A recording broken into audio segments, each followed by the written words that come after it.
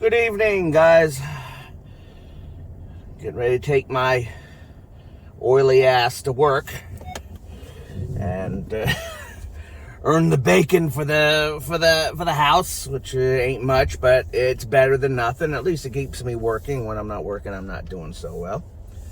Guys, this is going to be a quick update on what's going on with Ruby and the Honda. I haven't had much to say about it as of late for various reasons.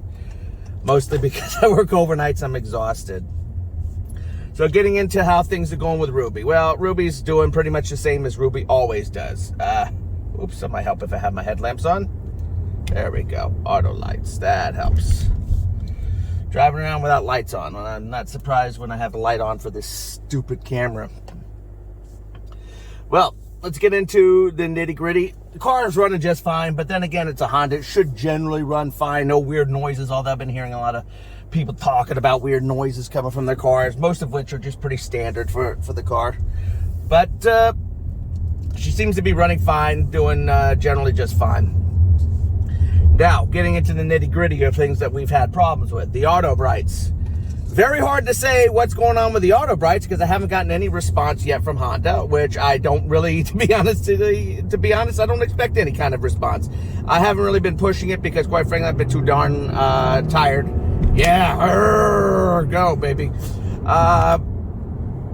So the weird auto brights issue, which is basically caused by the BCM, it's really a non-issue if you drive short distances. It seems to work fine. It's only when I'm driving for long distances that it becomes an actual problem.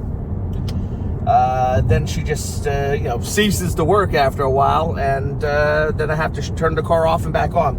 But I haven't heard any response on the BCM, what's going to be done, and with the chip shortage and all the crap going on, I'm sure they'll have some excuse on how they can't fix it right now. Not that they even acknowledge it really is broken. No surprise there. The vent rattle, same as before. Changed to the new vent, didn't do a damn thing for my car. If any of you guys had your vent change and that rattle is gone for you in your vent, please email me at vertier400@gmail.com and let me know about it. I'd appreciate it. Just curious to see how many people got some relief from the rattle in the vent. I have gotten none. Zero, nada, zilch. Now we're going to get into something else that I think is pretty interesting. It's just pretty typical. We recently had an update to the radio. And things seem to have been working a little better with the radio as far as I could tell. I can say that connection to my phone was faster and seemed to work a little bit better. Of course, most of my drives are short drives that you're going to find out right now because I work very close to where I live now. But the other day, I had to take the car in to get a rattle taken care of in the door from the stereo. I mean, these rattles sometimes pop up, especially here on frickin' Hondas. I'm sorry about Honda's rattle. They're rattle nightmares, especially if you put stereos in your car.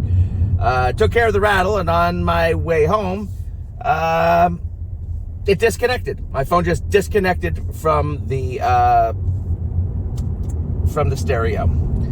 Now, I was running Android Auto, and it was physically connected, obviously, because Android Auto in this car needs to be physically connected. Also, I like to keep the phone charging. Just disconnected, and nothing would reconnect it. I would try it multiple times. I would turn the car off and on. The strange thing is what it seems to be doing is it totally forgot my phone. My phone just disappeared from the list. Didn't even exist in the system of phones that were in the system to be connected to. And I don't know what the hell is going on and why it does that. I mean, it's very possible that all the other times it was doing this, it was because of such a similar situation. But it literally forgets your phone. Totally just forgot it.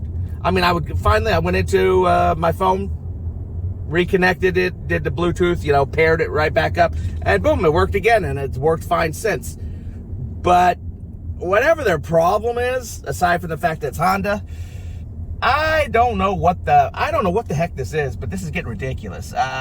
Basically, the car just forgets its connection. It forgets the phone that's connected to the radio, and boom, you're all done, and you have to reconnect. Once you reconnect, it works perfectly fine. But aside from that, you're kind of screwed. That's really all I have to say. I as far as I could tell, the update didn't really do anything in the end for me.